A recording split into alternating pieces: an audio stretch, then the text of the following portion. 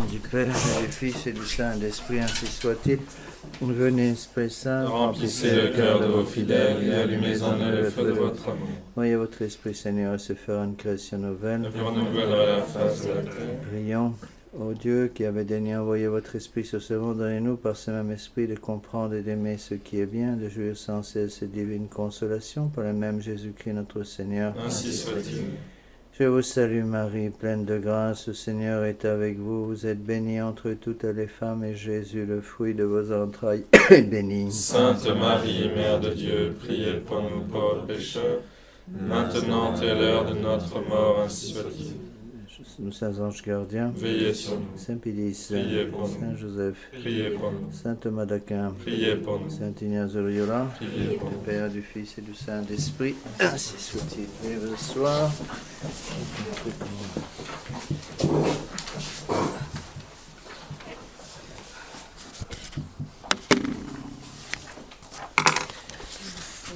bon, je vais aborder aujourd'hui un sujet un peu compliqué, un peu difficile, disons qui fait grincer souvent des dents. C'est la lettre numéro 40.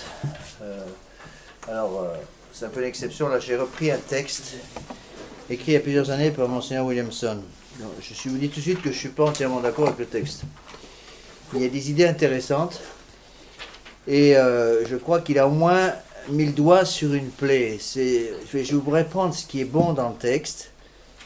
C'était une époque où Monseigneur Williamson était capable de faire des textes très intéressants. Bon, nettement plus intéressants que ceux qu'il publie actuellement, qui ne valent pas grand-chose. Mais à l'époque, il était capable de faire des textes excellents. Donc il ne faut pas non plus dire que Monseigneur Williamson n'est pas capable de faire des bons textes. Moi, je me rappelle quand j'étais aux États-Unis, il publiait une lettre mensuelle pour le séminaire qui était remarquable. Je peux dire que je suis d'accord avec tout, mais c'est très intéressant. Alors là, il y a quand même des idées qui sont bonnes, et c'est de ces idées dont je voudrais parler. Parce qu'on touche à un point absolument fondamental. Donc c'est la lettre numéro 40. Alors, quel est ce point fondamental? C'est que dans les familles, les enfants ne peuvent pas se sauver sans une étroite coopération entre les parents, père et mère. Et donc, il faut que les parents forment leurs enfants, leurs jeunes hommes et leurs jeunes filles, de telle façon qu'ils puissent remplir leur devoir d'État sur la terre. Dans la mesure où ils remplissent leur devoir d'État sur la terre, eh bien, ils seront capables d'aller au ciel, d'une part, et d'entraîner les autres dont ils ont la charge au ciel. Ça, je pense que c'est un point très important. On voit, moi, je me suis souvent posé la question, au début, quand je connaissais mal toutes ces choses-là, avant d'entrer au séminaire, je me suis souvent posé la question, mais pourquoi la Révolution attaque-t-elle tellement les femmes? Bon, ils attaquent les hommes. Mais je dirais, on peut presque dire, les hommes sont tellement bêtes qu'ils suivent la Révolution, on n'a pas besoin de les appeler. Avec les femmes, il faut tirer un peu plus. On voit très bien qu'il y a une attaque systématique sur les femmes, pour détruire la femme. Pourquoi? Bon, j'ai souvent déjà expliqué ça, parce que c'est un fait, c'est la loi naturelle, la femme c'est le cœur de la famille. La mère c'est le cœur de la famille, l'épouse c'est le cœur de la famille. Eh bien, si on détruit le cœur de la mère de famille, eh bien on va détruire la famille elle-même. Parce que la famille ne peut pas survivre sans le père et la mère, les deux. Donc, qu'est-ce qui se passe? Il y a une espèce d'ordre, de désordre plutôt qui va s'introduire. La Révolution attaque la femme pour détruire le cœur. Détruisant le cœur, elle va arriver à empêcher l'homme d'utiliser sa cervelle.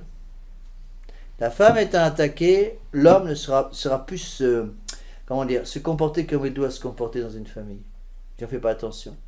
Résultat des courses, je l'ai déjà expliqué souvent, comme les vocations naissent sur les genoux des mères, eh bien, si la femme n'est plus capable de remplir son devoir d'État, qu'est-ce qui va se passer? Elle sera plus capable, tout simplement, d'élever des vocations. Et donc, c'est l'Église catholique qui va sauter derrière. Je suis persuadé que l'attaque généralisée actuellement sur la femme, en fait, a pour but de détruire l'Église. Bon. Mon intention n'est pas de dire que l'homme ne sert à rien, c'est pas du tout ce que je veux dire. Bon, j'ai déjà souvent parlé du rôle des hommes, le rôle du principe d'autorité absolument fondamental. Bon. Mais je dirais aujourd'hui, au moins quand on regarde les choses de façon un peu générale, le nombre d'hommes dans le monde moderne qui remplit encore son devoir d'État est pratiquement infinitésimal. Il y en a encore, Dieu merci. J'espère qu'il y en a encore chez nous et dans la tradition. Il y en a très très peu. La plupart ont complètement envoyé promener leur devoir d'État depuis très longtemps. Par contre, le nombre de femmes qui ont encore conscience de leur devoir d'État, même en dehors de la foi catholique, est tout de même plus grand à mon avis que le nombre d'hommes. Et si on en est là où on en est, c'est précisément parce qu'il y a plus d'hommes, ou très peu d'hommes, qui font encore leur devoir d'État et qui agissent comme des hommes.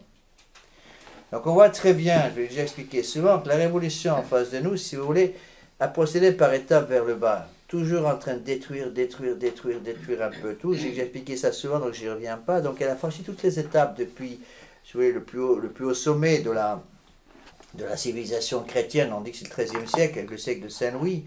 Et puis on dégringole.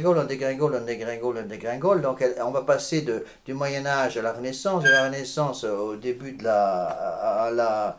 à Luther, au protestantisme, après à la franc-maçonnerie, après avec la révolution des États-Unis américaines, puis la révolution française, puis après la révolution de 48, puis après on va même arriver à détruire, ils vont même arriver à détruire l'intérieur, je dirais, des hommes d'église avec l'esprit de Vatican II. On sent très bien qu'ils veulent maintenant aller faire un pas supplémentaire. Ce pas supplémentaire, c'est ce qu'on appelle les révolutions contre nature. Il faut tordre la nature de telle façon qu'un retour à la normale est plus possible. Et là, on est dans cette étape-là. C'est-à-dire on espèce de vicier la nature pour rendre un retour vers un état catholique, si vous voulez, absolument impossible, sans un miracle du bon Dieu. On voit très bien, c'est une comparaison, mais ça va vous aider, je pense, à comprendre. On voit exactement la même chose en politique. Qu'est-ce qui s'est passé en 1945, juste après la fin de la Deuxième Guerre mondiale?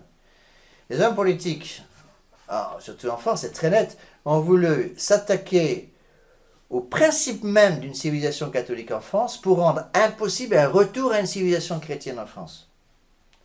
Et c'était tout le travail de De Gaulle. De Gaulle a effectué ce travail pour détruire toute, si vous voulez, toute élite capable de réintroduire un jour une civilisation française. Alors déjà, la plupart des élites étaient mortes à cause de la guerre. Il a continué le travail en 1945 avec tous les assassinats.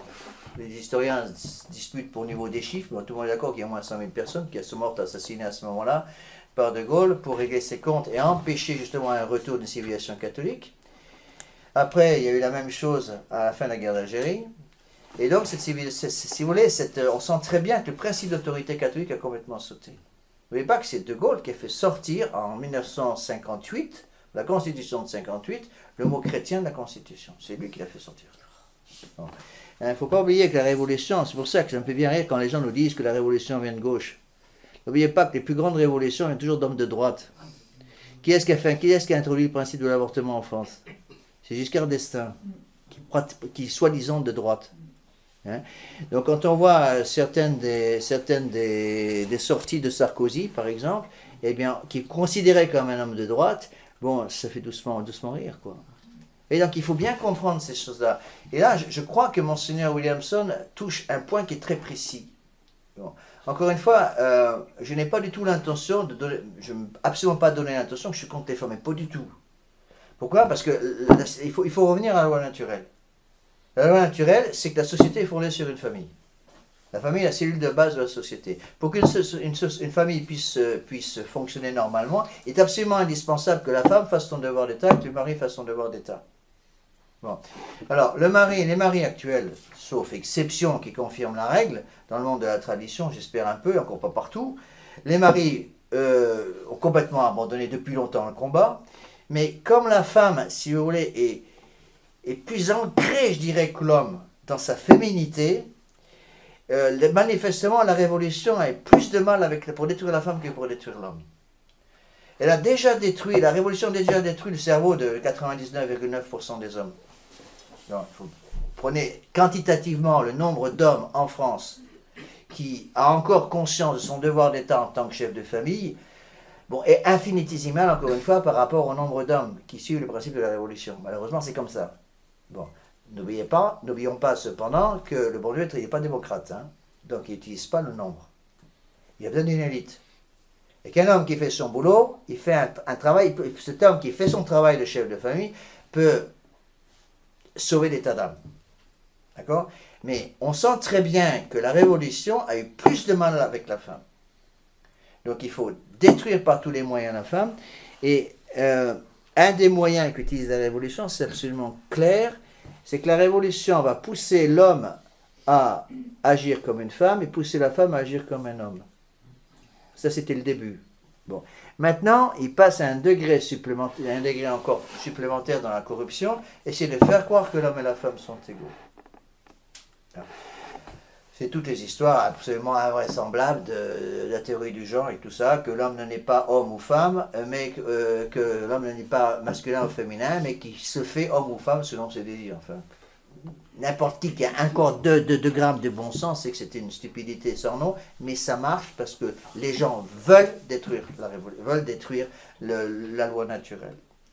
Et donc, contrairement aux apparents, je dirais, cette conférence, cette lettre de Monseigneur Williamson, quand elle est bien comprise avec certaines nuances qui doivent être données, c'est une lettre à la gloire de la femme.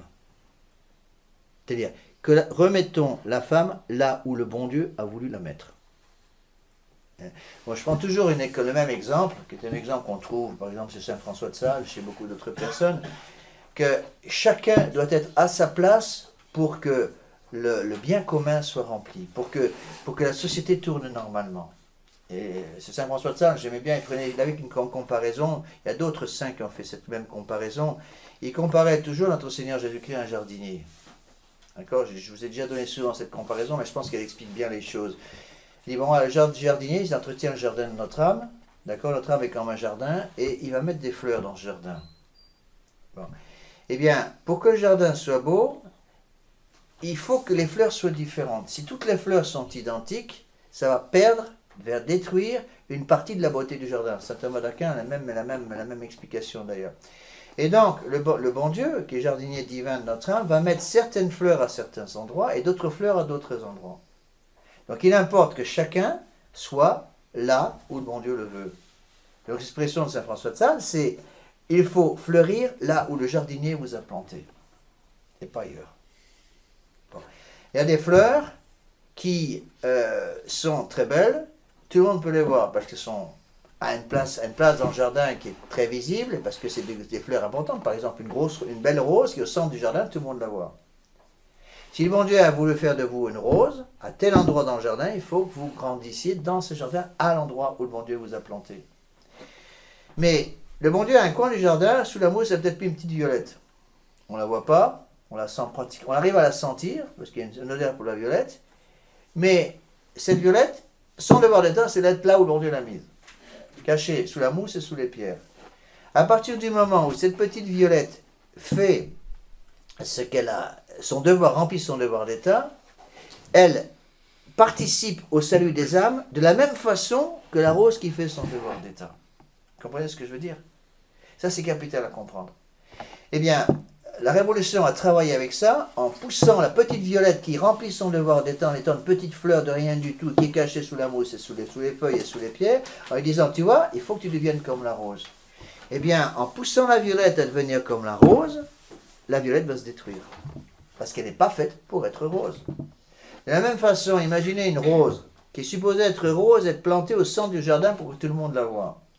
Et que cette rose se dise, par fausse humilité, je veux devenir une petite violette de rien du tout, cachée sous la mousse, les feuilles et les rochers.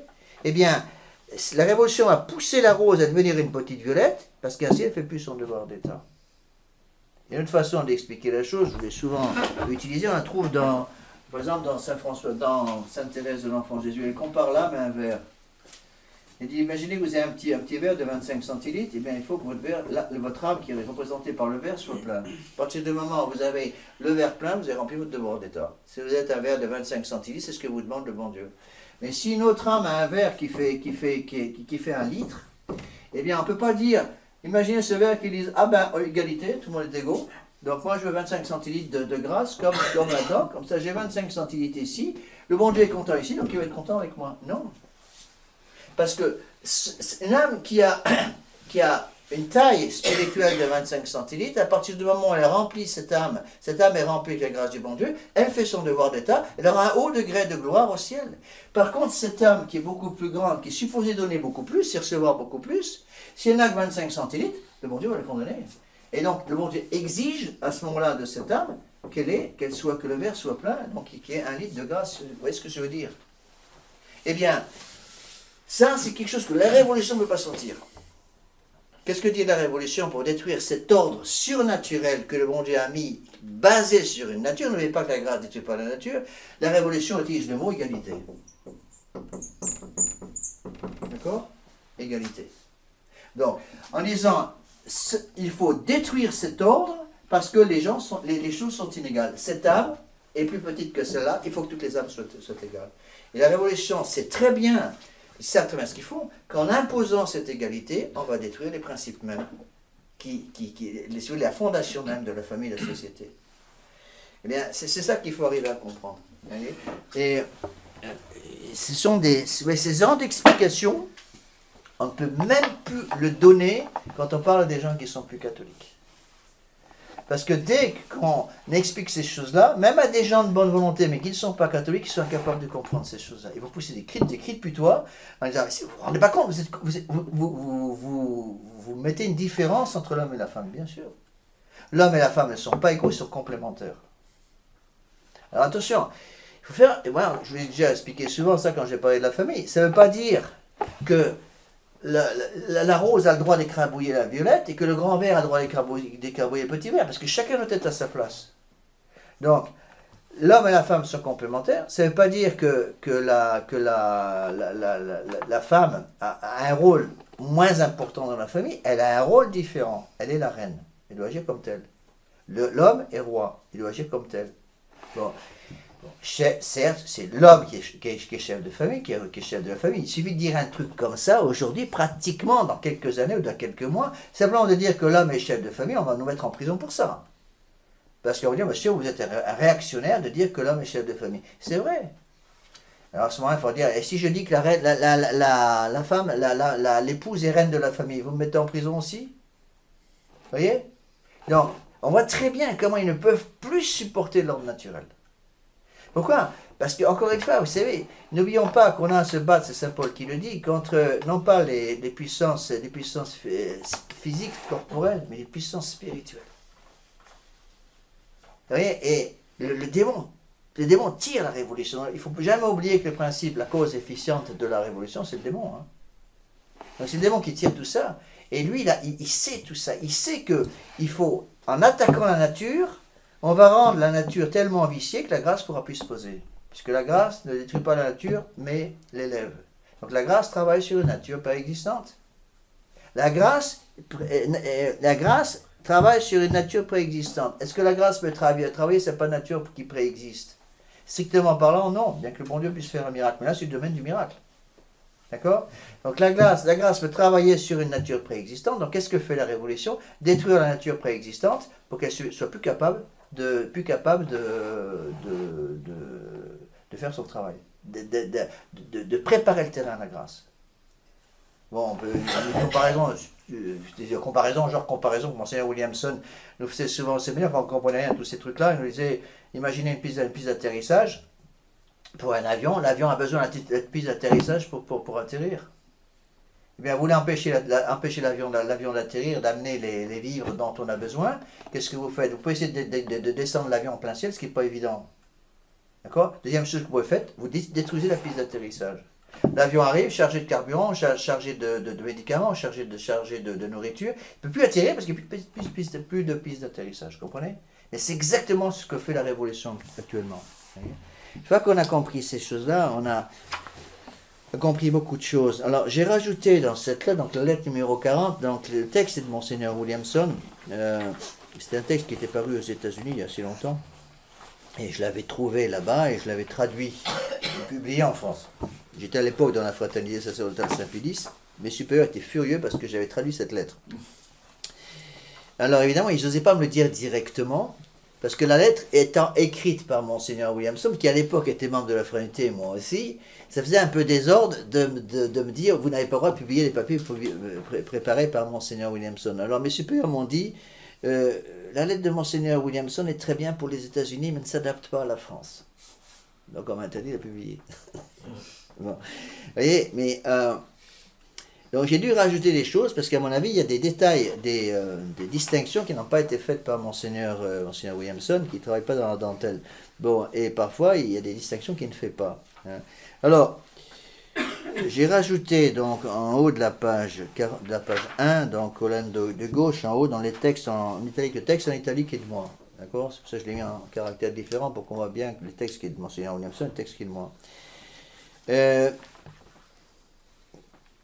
Voilà ici ce que j'ai mis. Le message général de Monseigneur Williamson est le suivant. Les jeunes filles deviennent souvent de simples objets de plaisir et les familles s'écroulent parce que les femmes veulent exercer des activités pour lesquelles Dieu ne les a pas créées. En cherchant à fuir son devoir d'État, la jeune fille perd l'immense dignité que Dieu avait voulu pour elle. Et ça, c'est tout à fait vrai. C'est vrai que Dieu a donné à la femme une immense dignité. Eh bien, la Révolution va tout faire pour empêcher la femme de remplir son rôle dans la création du bon Dieu. D'accord? Alors, le bon Dieu a voulu, je dis souvent deux mots un peu crus, mais qui aident bien à comprendre. Le bon Dieu a voulu que les femmes soient féminines. La révolution détruit la féminité. Et comment la révolution va détruire la féminité? La révolution va détruire la féminité en demandant aux femmes, en poussant les femmes à devenir sexy. Bon, c'est un mot ultra péjoratif, c'est un mot qui est laid. Mais j'ai jamais encore trouvé vraiment de mots. Quand j'utilise ce mot, tout le monde comprend ce que je veux dire. C'est pour ça que je l'utilise, mais c'est un mot dont j'ai horreur. Je dis jamais en sermon ce mot-là, mais ça dit bien ce que ça veut dire. Lorsque la femme est féminine, elle peut remplir son devoir d'État. Elle peut devenir la reine de la famille. Lorsque la femme détruit sa féminité, plus exactement, lorsque la femme laisse la révolution détruire sa féminité et transformer sa féminité en devenant une femme sexy, la femme devient incapable, à cause de cela, incapable de remplir son devoir d'État. Et la femme, si vous voulez, ce qu'il faut bien comprendre aussi, c'est que dans la révolution actuelle, au degré où on en est actuellement, la femme, le bon Dieu a voulu que la femme soit mère. Donc tout dans si vous voulez, la nature d'une femme, tout est tourné vers la maternité. Bon, l'Église a toujours expliqué ça de cette façon, c'est très beau. Toute la nature d'une femme est tournée vers la maternité. Ou la maternité spirituelle ou la maternité physique. Bon. Maternité spirituelle, c'est le cas des religieuses. Bon, il peut y avoir bien sûr certaines personnes qui, pour une raison indépendante de leur volonté, sont mariées et ne peuvent pas avoir d'enfants, par exemple. Il peut y avoir aussi des femmes qui, pour une raison X ou Y, ne peuvent pas se marier, mais ça, encore une fois, c'est des exceptions qui confirment la règle. Voyez. Donc, ce qu'il faut bien comprendre, c'est que le bon Dieu, si vous voulez, a voulu que la femme soit tout en elle, physiquement, psychologiquement, surnaturellement, tout tourne autour de la maternité. La femme est faite pour devenir mère. Physiquement, c'est comme ça, et même psychologiquement. Bon. Et c'est la gloire de la femme. Eh bien, ce qu'il faut expliquer, bien qu'on fasse comprendre ça à nos jeunes, surtout, c'est que qui dit mère dit enfant. Or, le monde moderne ne veut plus d'enfants, parce que l'enfant empêche la jouissance. Donc la femme se retrouve avec un produit, je m'excuse du terme un peu moderne que j'utilise, un produit à vendre dont plus personne ne veut. Un produit à proposer plus exactement, dont plus personne ne veut. À tel point que dans quelques années, ça va vite arriver, une jeune fille qui dirait « moi je veux devenir mère d'une famille nombreuse », on va l'enfermer dans un hôpital psychiatrique avec les fous, en disant « mais ça va pas, qu'est-ce que c'est que cette histoire-là? Vous voulez revenir au Moyen-Âge ?» Et donc on va faire croire aux gens que la femme, la mère de famille qui est mère d'une famille nombreuse, devient une esclave, pour que la jeune fille moderne qui a plus justement les références chrétiennes finisse par croire qu'elle va vraiment devenir une esclave en devenant mère, et donc elle ne veut plus devenir mère. Et en fait, la dignité de la femme, elle vient de quoi? Elle vient justement du fait qu'elle accepte les enfants. Moi, ça avait beaucoup frappé au Mexique. Au Mexique, quand j'étais au Mexique, ça m'a énormément frappé, parce que quand j'étais dans le sud, côté de Guaraca, on avait un petit village près de Veracruz. c'est pas l'État de Veracruz. Il y avait un petit village qui s'appelait Oritland, où on allait une fois par mois, une fois tous les 2 ans, j'en peux plus très bien, c'était il y a très longtemps, autour des années, c'était quoi, ça c'est 80, 82. Eh bien, c'était des petits villages indiens, donc avec encore les langues aztèques. Donc là, ils parlaient encore le chinanteco, une petite langue magnifique, très jolie, très sympathique, mais auquel j'ai jamais réussi à rien comprendre. En plus, c'est des langues tonales. Donc, c'est des langues dans lesquelles le même mot a plusieurs significations selon la façon dont c'est prononcé. C'est très pratique. Alors déjà, quand il y a une signification, je n'arrive pas à les apprendre, alors qu'il y en a 3 ou 4, j'étais complètement perdu. Et en plus de ça, pour arranger la situation, on ne parlait pas espagnol. C'était très pratique. Bon, mais en tout cas, il y a des choses intéressantes parce que donc c'était des villages complètement isolés, donc étaient protégés de la corruption de la civilisation. Parce que pour y aller, il fallait prendre l'avion jusqu'à Veracruz, après il fallait prendre un bus jusqu'à Tuxtepec, et après on prenait un peu ce qu'on pouvait, pour aller sur des pistes infâmes, c'était ravagé par les pluies, pour aller sur ce village de Ritland. Il y avait vaguement l'électricité, un peu l'eau courante, mais pas trop. Et un village intéressant dans le sens que les habitants du village avaient mis le curé dehors.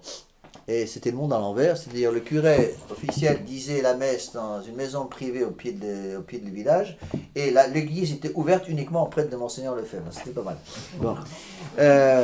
Mais alors c'était très intéressant parce que on voyait très bien que le monde d'abord cherchait à envahir ça.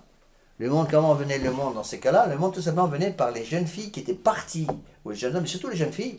On sentait très bien que ce n'était pas les hommes qui arrivaient à détruire ça, c'était les jeunes filles qui partaient à Tuxtepec pour travailler à Tuxtepec et qui revenaient habillées à la moderne.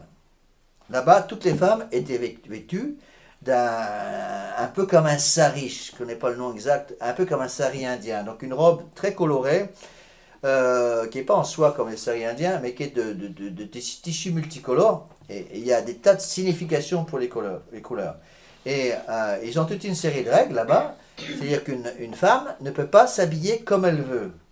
Elle doit, par son habillement, manifester où elle se place dans la société. Donc une femme mariée a un type de vêtements que n'utilise pas une femme non mariée. Une femme mariée qui devient mère utilise d'autres signes dans les vêtements qui vont manifester qu'elle est mère. D'accord? Et donc ça lui donne une dignité supplémentaire. On voit que tous ces signes qui font des différences entre les gens. C'est pour ça que la Révolution ne peut pas sentir ça. Mais ces signes augmentent la dignité. D'accord? Parce qu'un homme là-bas qui veut courtiser une femme, première chose qu'il regarde, c'est comment la femme est habillée. Est-ce qu'il y a des petits signes dans les couleurs du vêtement qui m'indiquent qu'elle est célibataire ou non? D'accord? Et donc tout de suite, il dit, non, elle est mariée, on ne touche pas. C'est comme ça là-bas. Et c'est bien vérifié.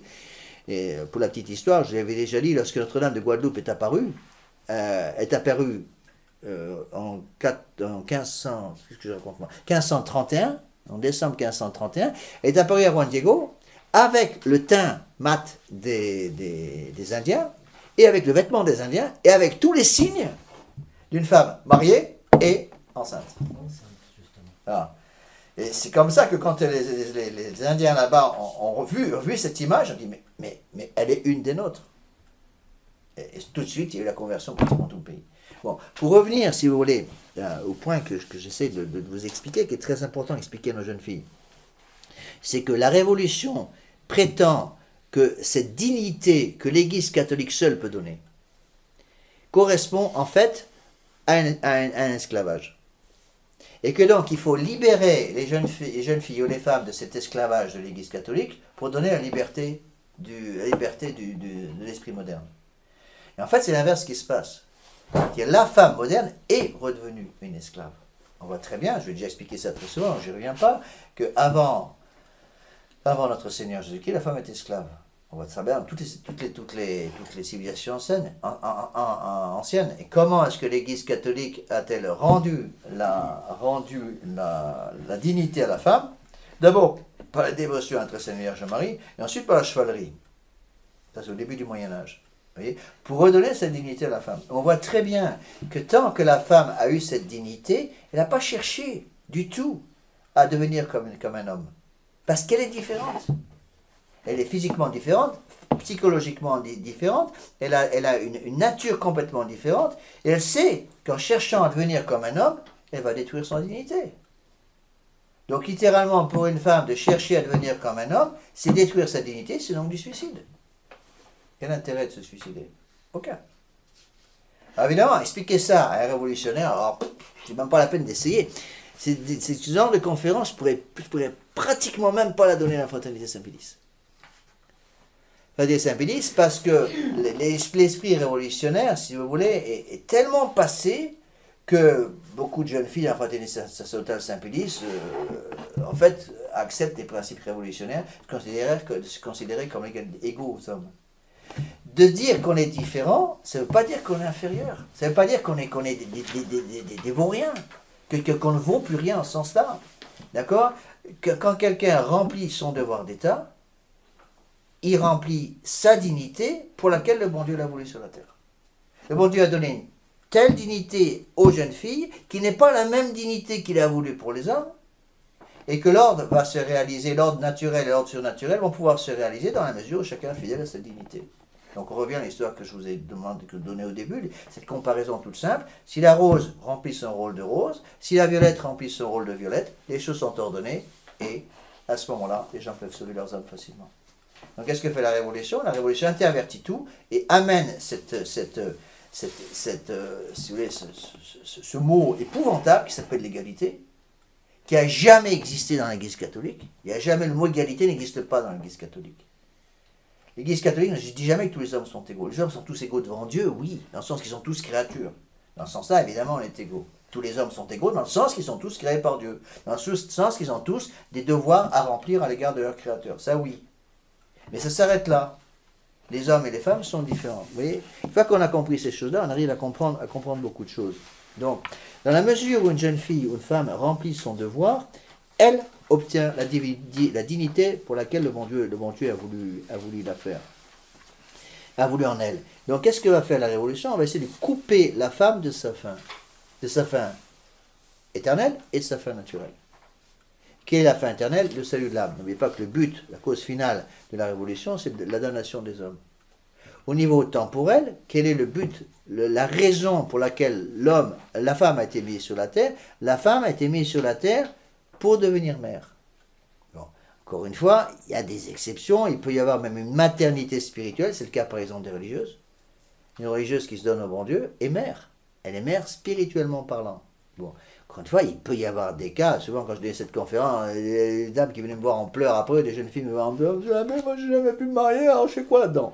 Bon, mais vous inquiétez pas, vous pouvez parfaitement remplir votre devoir d'État, là où vous êtes, le bon Dieu n'a pas permis que vous puissiez vous marier, bon ben c'est sûr que c'est une grosse croix à porter, de même qu'il y a des mamans ou des épouses qui viennent en pleurs en disant, monsieur l'abbé, on n'arrive pas à avoir d'enfants, bon ben ça ne vous empêche pas de sauver votre âme. Parce que dans tel cas particulier, le bon Dieu a décidé, a permis plus exactement, que telle épouse ne puisse pas avoir d'enfant. Vous allez devoir vous sanctifier de votre façon, c'est tout. Hein? C'est un peu pareil pour nous. Bon, un peu dans les réunions de prêtres, ça se voyait très bien. On discutait entre nous après la partie doctrinale, si vous voulez, que nous donnaient les supérieurs. Après, on a discuté autour de nous, au repas par exemple. On discutait entre nous, et puis on voyait très bien qu'il y avait des prêtres qui pouvaient dire, mais moi ça marche bien, mon apostolat marche bien, et puis il y a des prêtres qui nous disaient, mon apostolat c'est zéro. Alors, on a souvent l'exemple de Saint-Pierre Chanel. Saint-Pierre Chanel, c'est le patron de l'Océanie. Donc il était à Wallis et Futuna, lui. Enfin, il est parti passé un peu partout. La France a beaucoup missionné dans le Pacifique. Peu de gens savent, par exemple, que le premier évêque de Nouvelle-Zélande, c'est un évêque français, Monseigneur Pompalier. Et si vous allez en Nouvelle-Zélande, ça m'a surpris énormément quand je suis arrivé en Nouvelle-Zélande, parce que j'ai beaucoup missionné là-bas. J'étais à Wanganui, donc au sud de l'île du Nord. Et bien, quand on allait dans un cimetière catholique, il y avait toute une partie pour les prêtres, c'est que des prêtres bretons. Presque tous. Et bien, pourquoi? Parce que tous les premiers prêtres étaient des prêtres français, qui sont venus à la suite de Monseigneur Pompalier. Bon, eh bien, Saint-Pierre Chanel, donc a missionné dans tous ces coins-là, il est arrivé à Wallis et Futuna, il a construit une chapelle, et il a prêché pendant plusieurs années, il n'a pas obtenu un seul baptême, pas une seule conversion. Il a pu baptiser quelques enfants qui mourrait juste après la naissance, parce qu'il y a beaucoup de mortalité infantile là-bas. Mais il n'a pas pu baptiser une seule personne. Pas une. Et puis il a fini par il s'est fait massacrer par 2 Indiens. Et il est martyr, Saint-Pierre Chanel martyr. Donc après qu'il soit mort, donc ses supérieurs ont envoyé un autre prêtre pour continuer le travail, et il a baptisé tout le monde. Pourquoi? Parce que le sang du martyr, c'est une semence de chrétienté. Mais s'il n'y avait pas eu justement tout le travail qui semblait naturellement parlant sans fécondité fait par Saint-Pierre Chanel, il n'y aurait pas eu la deuxième partie. Oui. Eh bien, tout ça, ce sont des choses extrêmement importantes à bien expliquer. Donc, pour résumer, si vous voulez, puisque la femme a été créée par le bon Dieu pour avoir cette féminité, parce qu'elle est le cœur de la famille, eh bien, si la révolution arrive à détruire la féminité d'une femme, la femme devient esclave. Destruction de féminité entraîne immédiatement l'esclavage. Et comment se manifeste l'esclavage? On le voit très bien aujourd'hui, il suffit de mettre le nez dehors 3 minutes, on le voit tout de suite. Les femmes modernes, sont devenues des esclaves, parce qu'en gros, le monde moderne leur dit, sois belle et tais-toi. Donc maintenant, c'est même plus ça, c'est soit sexy et tais-toi. Et donc c'est la destruction même de la cervelle d'une jeune fille. Il n'y a plus rien. Et d'ailleurs, quand on discute avec elle, on voit qu'il n'y a absolument plus rien. Tout est détruit. Alors, ce que va expliquer Monseigneur Williamson, là, c'est que beaucoup de femmes ont compris un peu ça. Ont compris qu'elles se sont fait rouler par la Révolution. Et donc, elles vont se venger contre les hommes en prenant leur place. La femme va prendre la place de l'homme. Une chose qui m'a beaucoup frappé aussi dans un pays comme par exemple la Nouvelle-Zélande, c'est un pays entièrement gouverné par les femmes. L'époque où j'y étais, les 3 autorités politiques étaient des femmes. Les 3 autorités politiques, je ne sais plus si je m'en rappelle, il y avait le Premier ministre, parce que c'était Commonwealth, donc ça dépendait de la reine d'Angleterre. Donc comme le Premier ministre était une femme, la plus haute autorité juridique était aussi une femme, puis le troisième, je ne sais plus qui c'était. Bon, c'était entièrement dirigé par des femmes, vous voyez. Bon, je ne dis pas qu'une femme est incapable de le faire, mais elle n'est pas faite pour ça. Le bon Dieu n'a pas voulu que la femme fasse ce genre de travail. Non pas parce qu'elles sont bêtes. Les gens modernes vont dire, donc vous méprisez les femmes parce que vous considérez que les femmes sont toutes stupides. Mais j'ai jamais dit ça. Pour élever une dizaine d'enfants, il faut une volonté et une science que tout le monde n'a pas. Moi, je le vois très bien quand on a les retraites de dames. Alors, il y a des dames qui commencent, ils arrivent ici, et presque j'ai la pointe des pieds, le téléphone à l'oreille, monsieur l'abbé, je vais être obligé d'abandonner mes bébés entre les mains, mes petits, entre les mains de mes maris, qu'est-ce qui va se passer? Écoutez, votre mari, il n'est pas idiot. Non, monsieur l'abbé, il n'est pas idiot, mais vous savez, c'est un mari, et il ne connaît rien en bébé. Ah bon? Bon, moi, je suis pas au courant, alors. Et puis, les maris, après, me téléphonent, ils disent, monsieur l'abbé, elle revient quand, ma femme? Parce que c'est épouvantable. Je me rends compte le travail qu'il y a à faire, qu'il y a à fournir pour s'occuper de toute la maison. Bon. Et du coup, quand la femme revient, j'en dis toujours, mais quand vous revenez chez vous, vous pouvez tout demander à votre mari, c'est le moment de tout demander, parce que le mari a d'un seul coup compris que sans sa femme, il ne peut rien faire. Oui, c'est exactement ça. Et on voit très bien que dans le système, si vous voulez, dans le système révolutionnaire, l'enfant n'a plus sa place du tout. Donc on supprime complètement non seulement la cause initiale, c'est-à-dire la maternité, mais on supprime même l'enfant, et c'est ce qui se passe actuellement. Et Philippe de Villiers l'a dit dans une de ses conférences, et là, c'est très beau ce qu'il a dit, il a très bien dit, il a mis le doigt là-dessus, en disant que c'était sous Giscard d'Estaing, il a introduit l'avortement, 200 000 enfants tués dans le sein de leur mère par an, et 200 000 migrants ou envahisseurs, comme vous voulez, qui prennent la place de ces enfants qui auraient dû naître et qui ne sont jamais nés. Vous voyez? Alors, je pense que toutes ces choses sont quand même très très importantes. Donc la femme, si vous voulez, d'une part, se venge en prenant la place de l'homme, parce qu'elle ne veut plus se sanctifier par l'application de son devoir d'État. Alors d'où ça vient tout ça? Ben, ça vient évidemment du péché originel. C'est le péché originel qui est la cause de tout ça. Toute la la pagaille actuelle, la destruction de la civilisation actuelle, c'est tout simplement parce que l'homme moderne copie au péché original. Alors, c'est pour ça que j'ai mis ça en début, là, dans la partie première, en haut du texte, donc en italique, pour résumer un peu le texte de Monseigneur Williamson. Donc, je répète ce texte parce que c'est vraiment le résumé. Les jeunes filles deviennent souvent des simples objets de plaisir et les familles s'écroulent parce que les femmes veulent exercer des activités pour lesquelles Dieu ne les a pas créées. En cherchant à fuir son devoir d'État, la jeune fille perd l'immense dignité que Dieu a voulu pour elle. Donc, il faut bien comprendre, c'est que la Révolution va pousser la femme à exercer des activités pour lesquelles Dieu ne les a pas créées, en la poussant à fuir son devoir d'État. On retrouve les mêmes idées dans tous les textes maçonniques du 19e. Hein? C'est tout un texte, je n'ai pas le temps de le rechercher, mais un texte connu qui dit, les conseils des francs-maçons, si vous voulez, aux politiciens, en disant, rendez l'homme, arrangez-vous pour que l'homme n'ait plus envie de rentrer au foyer. Expliquez-lui qu'il est malheureux parce qu'il doit s'occuper d'une femme et des enfants. Donc donnez-lui le désir d'avoir une liberté en dehors de sa femme et de ses enfants. Bon, la Révolution a très bien compris toutes ces choses-là. Toutes ces choses-là, qu'est-ce qui fait rentrer l'homme au foyer? Bon, certes, il y a l'amour de sa femme, mais il y a aussi les enfants. Qu'est-ce qui fait travailler l'homme? L'homme va travailler, parfois prendre 2 boulots, parfois 3 boulots quand c'est nécessaire, parce qu'il faut qu'il fasse vivre ses enfants. Donc il sort de son travail, il revient voir son épouse et ses enfants, parce qu'il est protecteur de cette famille. Donc la Révolution va essayer par tous les moyens de supprimer les enfants. Et on le voit très bien, la maternité est quelque chose dont le monde moderne ne veut plus. Alors, voyons un petit peu le texte. Je n'ai pas le temps de tout vous expliquer, c'est un texte assez long, j'ai dû le mettre en petit caractère pour pouvoir tout mettre. Je n'ai pas tout mis exactement, beaucoup de gens diront le texte est trop ferme. Bon, c'est vrai qu'il y a des distinctions qui ne sont pas faites, c'est pour ça que j'ai dû rajouter des notes. Mais il y a des idées qui sont excellentes dans le texte. Regardez ce qu'il dit au début. Donc en haut de la page 40, donc colonne de gauche, le texte, pas le texte en italique, le texte de Monseigneur Lefebvre. L'homme révolutionnaire a trahi la femme moderne. Comme elle n'est plus respectée et aimée comme femme, elle essaie de se transformer en homme. Donc en prenant le travail de l'homme, eh bien, elle perd son devoir d'État. Elle ne fait plus son devoir d'État. Comme l'homme moderne ne veut plus qu'elle fasse ce pourquoi elle a été créée par Dieu, à savoir être mère, en ayant des enfants et en les éduquant, elle se venge en envahissant les domaines réservés à l'homme. C'est bien la faute de l'homme.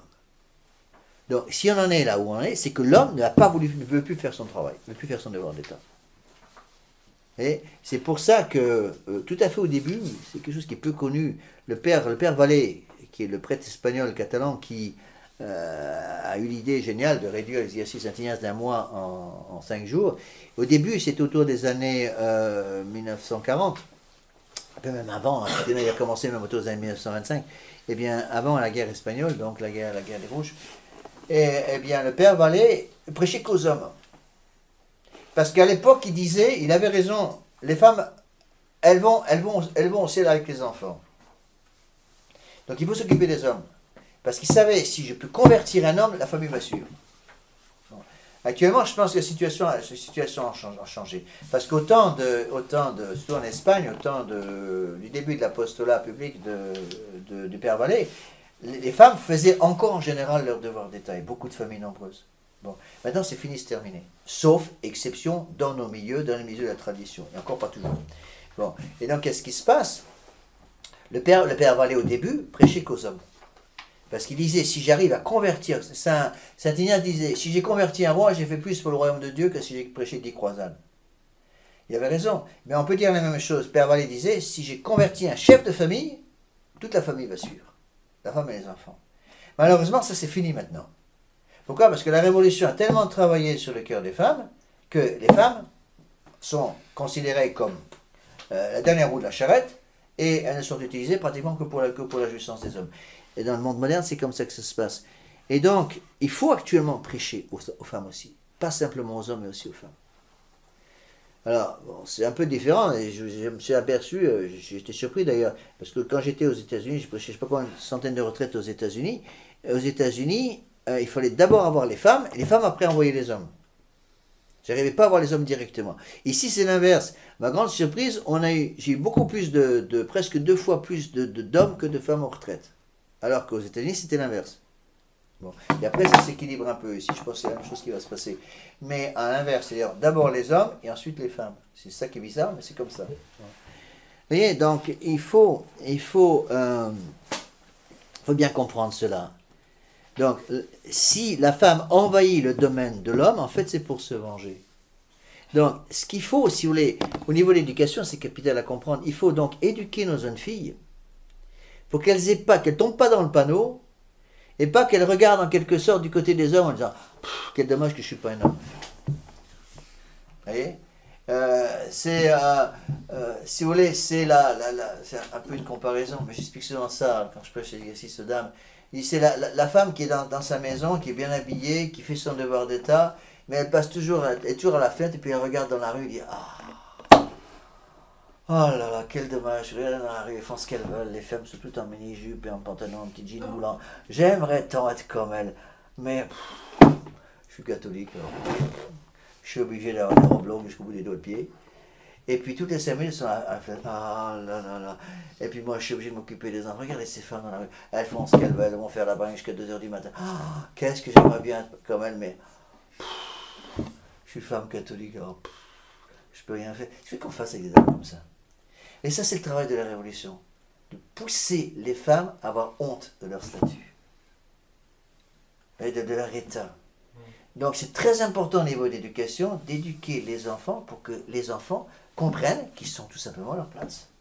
Et qu'ils seront heureux dans leur vie naturelle et dans leur vie surnaturelle s'ils remplissent leur devoir d'état. Et ça, c'est quelque chose d'absolument fondamental. Malheureusement, il y a peu de gens qui comprennent ces genres de choses-là. Vous voyez ? À la fin, là, il le dit aussi. Donc, en reprenant le 2e paragraphe du texte de Monseigneur Williamson, encore une fois, c'est dit de façon très, très, très dure. Hein. Pour ceux qui trouvent le texte trop dur, je peux dire qu'en anglais, il est encore plus dur. Je l'ai légèrement adouci en le traduisant. En fait, il a fallu attendre notre époque moderne pour voir des femmes rêver d'aller à l'université. C'est vrai ce qu'il dit. Au Moyen-Âge, ce n'est pas venu à l'idée, pour une femme, d'aller à l'université, même une reine. Pourquoi ? Parce qu'elle savait très bien que ce n'est pas ce que lui demandait le bon Dieu. Aujourd'hui, il faut expliquer des choses comme ça qui étaient évidentes avant.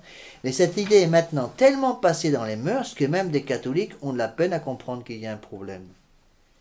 Parce que je m'en rendais très compte, quand je parlais par exemple de ces choses-là, quand j'étais dans la fraternité sociale Saint-Pédis, mais il fallait voir les réactions de certaines jeunes filles qui me disaient « Vous êtes misogyne, vous êtes contre les femmes, vous méprisez les femmes », mais pas du tout.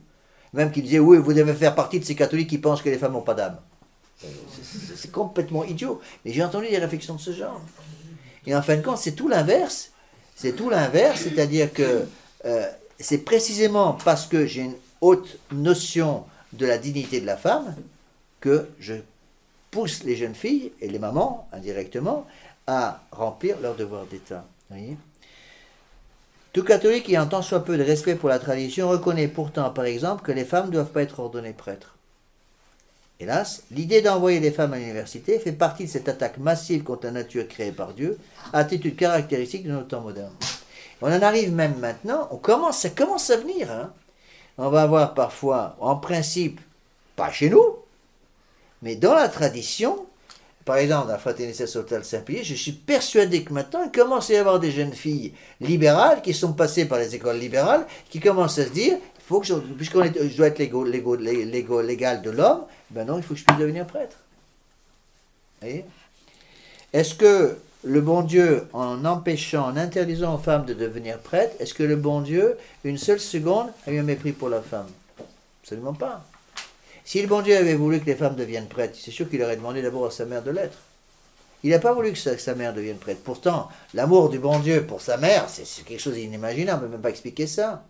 Mais c'est pour ça, par exemple, on voit très bien chez les pères, ils le font marquer, qu'au jeudi saint, lorsque notre Seigneur Jésus-Christ va instituer la Sainte Eucharistie, le sacerdoce, eh bien, la Sainte Vierge n'est pas là. Elle n'est pas là, parce que ce n'est pas son rôle. Par contre, au vendredi saint, au pied de la croix, elle est là. Parce qu'elle est co-rédemptrice du genre humain. Donc elle doit être à la croix, elle ne doit pas être au sacerdoce. Vous voyez ? Alors, on continue. L'idée d'envoyer des femmes à l'université fait partie de cette attaque massive contre la nature créée par Dieu, attitude caractéristique de nos temps modernes. Le fait que les jeunes filles ne devraient pas aller à l'université découle de la nature même de ces universités, de la nature même des jeunes filles. Quand c'est bien expliqué, ce qu'il dit est vrai. Encore une fois, il ne faut pas le comprendre de travers. Il ne faut pas comprendre ce texte comme étant un texte méprisant pour les femmes, parce que ce n'est pas du tout comme ça qu'il faut le comprendre. D'accord ? Bon, alors là où je suis peut-être pas tout à fait d'accord, c'est la façon dont il synthétise un peu ça. Il dit que les vraies universités sont pour les idées abstraites et la spéculation. Mais les idées abstraites et spéculatives ne sont pas pour les jeunes filles. D'où ça vient? En soi, je dis bien en soi. Ça vient du fait que la femme doit d'abord réagir avec son cœur, puis avec sa cervelle. L'homme devrait d'abord réagir avec sa cervelle, puis avec son cœur. Encore une fois, ça ne veut pas dire, quand je dis que l'homme doit d'abord réagir avec sa cervelle, ça ne veut pas dire que l'homme n'a pas de cœur. D'accord? Mais il y a un ordre voulu par le bon Dieu. Le bon Dieu a voulu que l'homme, comme il est chef de famille, réagisse d'abord avec son intelligence. Et ensuite, le cœur embraye. De la même façon, puisque la femme est d'abord mère, la femme va d'abord réagir par son cœur. Mais quand je dis qu'une femme doit d'abord réagir avec son cœur, ça ne veut pas dire que je méprise la femme et que la femme n'a pas d'intelligence. Ce n'est pas du tout ça. Les révolutionnaires, ils disent ça. Dès qu'on explique ces choses-là, vous méprisez la femme et vous pensez que les femmes sont bêtes. J'ai jamais dit ça. On dit que les QI des femmes est souvent supérieur au QI des hommes. C'est fort possible. Vous voyez? Mais chacun son travail. On dit, chacun a son rôle, a son poste et les cochons sont bien gardés. Bon, mais c'est un peu vrai, vous voyez? Donc voilà ce qu'il dit. Les idées abstraites et spéculatives ne sont pas faites pour les jeunes filles, donc les vraies universités ne sont pas faites pour les jeunes filles. Bon, encore une fois, il faut nuancer certainement certaines choses. Mais il a raison dans le sens que l'université, en fait, c'est d'abord des universités qui sont faites pour les idées abstraites et la spéculation. Ça, c'est des principes qui ont complètement disparu dans le monde moderne. Au temps du Moyen-Âge, au temps du Moyen-Âge chrétien, donc le plus haut degré de civilisation jamais atteinte, XIIIe siècle, quelle était la matière la plus haute enseignée dans les universités? La théologie. Maintenant, même plus de faculté de théologie. Il y en a, je pense qu'il y a encore un pareil qu'on peut encore étudier la théologie, c'est que savoir laquelle ils étudient d'ailleurs. Mais en soi, vous imaginez un jeune homme qui cherche sur Google à savoir où est-ce qu'il peut s'inscrire pour une université de théologie, mais on dit, mais ça va pas, non, vous croyez où vous? Eh bien, pourtant, c'était comme ça au début. Ils avaient raison. Parce que la théologie, c'est la science des causes premières. Ça, la théologie. Théologie, c'est quoi? Théologos, c'est la parole de Dieu. Donc, la science de la théologie, d'abord, pour pouvoir étudier la théologie, qu'est-ce qu'il faut? Il faut une bonne philo. Puisqu'il faut d'abord savoir utiliser correctement les puissances de notre âme, notre intelligence, notre volonté, et puis toutes les puissances que le bon Dieu a mis dans nos âmes, sur le plan naturel, pour pouvoir justement après se préparer à la théologie. Donc on étudie d'abord la philosophie, et ensuite la théologie. Donc quand les choses étaient bien en ordre, les hommes commençaient d'abord par étudier une bonne philo, et après une bonne théologie. Donc ils mettaient les principes en place. Donc ces hommes étaient appelés après à être des futurs gens en charge des familles, en charge des différents corps intermédiaires, en charge des États, par exemple. Un prince qui était passé par une formation intellectuelle de ce genre pouvait faire un bon travail parce que justement il était passé par là. Ça n'empêchait pas d'ailleurs que dans certains cas, par exemple à la mort d'un roi, ou même quand le roi était plus capable de remplir son devoir d'État dans le pays, c'est qu'à par exemple quand Saint-Louis est parti en croisade, il est parti je crois 6 ans en croisade. Qu'est-ce qui a pris le relais? La reine-mère. Il est parti en croisade avec sa femme. C'est Blanche de Castille qui a pris les rênes. Et puis il faut voir comment elle a commandé. Et quand les petits hobereaux les petits nobliaux de l'époque ont voulu en profiter pour se révolter contre l'autorité de Saint-Louis en disant Saint-Louis est en croisade, on va avoir la paix, on va pouvoir prendre le pouvoir. Et bien sûr qu'ils se sont fait taper sur les doigts vite fait bien fait par Blanche de Castille. Avec raison. Bon, mais on voit très bien, elle a été formée comme ça. Le bon Dieu lui a donné à ce moment-là les grâces d'État pour s'occuper de son boulot. Lorsque Saint-Louis est revenu, elle a rendu le pouvoir à Saint-Louis. D'accord? Et donc, je dis pas que, j'ai jamais dit, Monseigneur Williamson non plus d'ailleurs, ne dit pas que il faut avoir, on peut pas envoyer les jeunes filles à l'université parce qu'elles sont incapables de suivre les cours, c'est pas ça du tout. En fait, vraisemblablement, la plupart des jeunes filles seraient capables de suivre les cours d'université plus facilement que des hommes, parce qu'elles sont plus studieuses que des hommes. Moi, je le voyais très bien quand j'étais étudiant en médecine, mais pratiquement tout le temps, les majors, c'était des femmes, et les femmes, c'était presque pas que les femmes, enfin, pas exagérer non plus, mais on sentait très bien que les femmes étaient plus travailleuses que les garçons. Les jeunes hommes de l'université de médecine, quand j'étais en médecine, quand c'est qu'une seule chose, c'est faire la fête. Bon, et c'est pour ça que c'était finalement pas si difficile que ça de passer l'examen, c'est pour ça que j'ai pu les passer, parce qu'au moins la moitié des hommes étaient là pour faire la fête. On rajoutait une bonne partie des femmes qui voulaient aussi faire la fête, parce qu'elles ne voulaient pas faire la fête, mais elles rentraient en médecine pour pouvoir épouser un petit médecin qui avait de l'argent, donc ça faisait l'élimination, hein, il y avait beaucoup moins de difficultés à passer ces examens, vous voyez. Alors, voilà ce que dit Monseigneur, et ça c'est très vrai aussi, c'est en page 1, donc 2 paragraphes avant la fin, en colonne de droite. Nos temps démocratiques, en rejetant Dieu et en détrônant la théologie, vont rendre absurde l'existence même des universités. Pourquoi? Parce que les universités sont faites pour les idées abstraites et la spéculation. D'accord? Donc si vous supprimez les idées abstraites et la spéculation, les universités n'ont plus aucune raison d'être. N'oubliez pas que au Moyen-Âge, lorsque les universités sont parues, qui est-ce qui a dirigé toutes les universités? L'Église. Il ne serait même pas venu à l'idée à l'époque que quelqu'un d'autre que l'Église dirige les universités. Et puis il fallait voir comment c'était dirigé. Quand on étudie, on va dire que l'université de Paris, la plus grande université du monde, c'était l'université de Paris à l'époque. Qui est-ce qui dirigeait ça? À un moment, c'était Saint Albert le Grand. Hein, et on dit que c'était une des plus grandes intelligence que la Terre ait jamais portée. Il connaissait pratiquement tout de ce qui pouvait être connu de son époque. En plus, c'était un saint. Et ça, c'est des choses géniales. Mais c'est ça que ça veut dire universitas. Oui, c'est ça.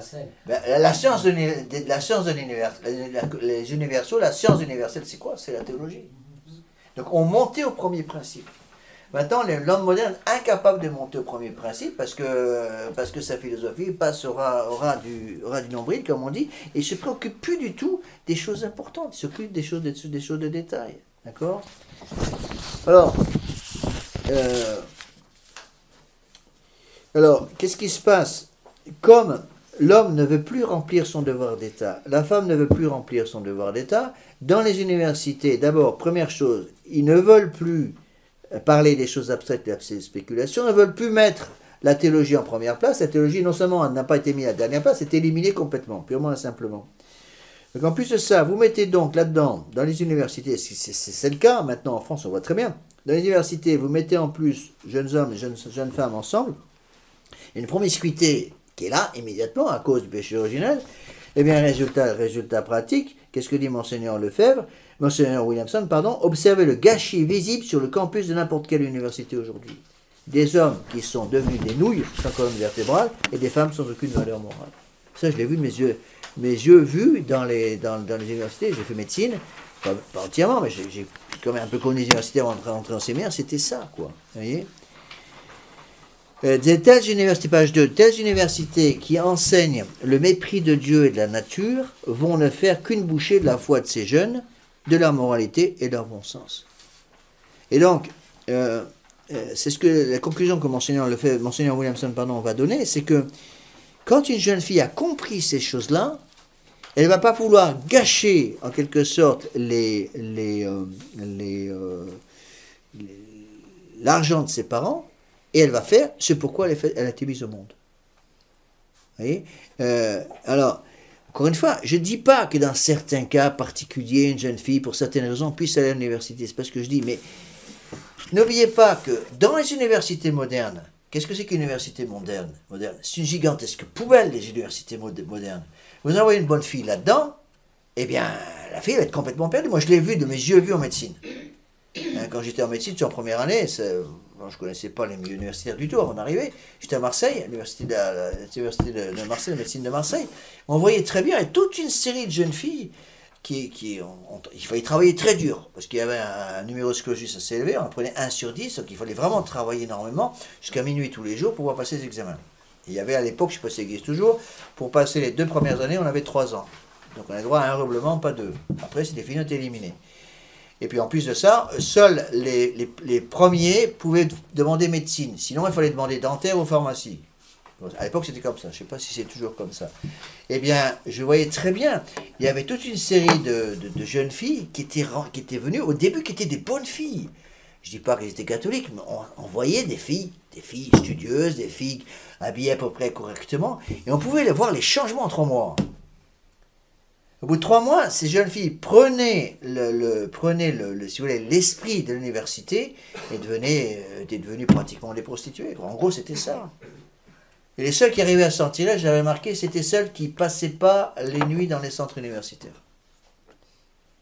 Et plusieurs parents m'en ont parlé, ils m'ont dit, qu'est-ce qu'on peut faire? Je dis, écoutez, dans l'extrême rigueur, vous pouvez peut-être, dans certains cas, envoyer vos enfants à l'université, mais soyez sûr qu'ils ne passent pas la nuit là-bas dans les comment on appelle ça, les campus universitaires. Il faut qu'ils rentrent chez vous tous les soirs, ou qu'ils rentrent dans une famille d'accueil que vous connaissez, où ils puissent se protéger.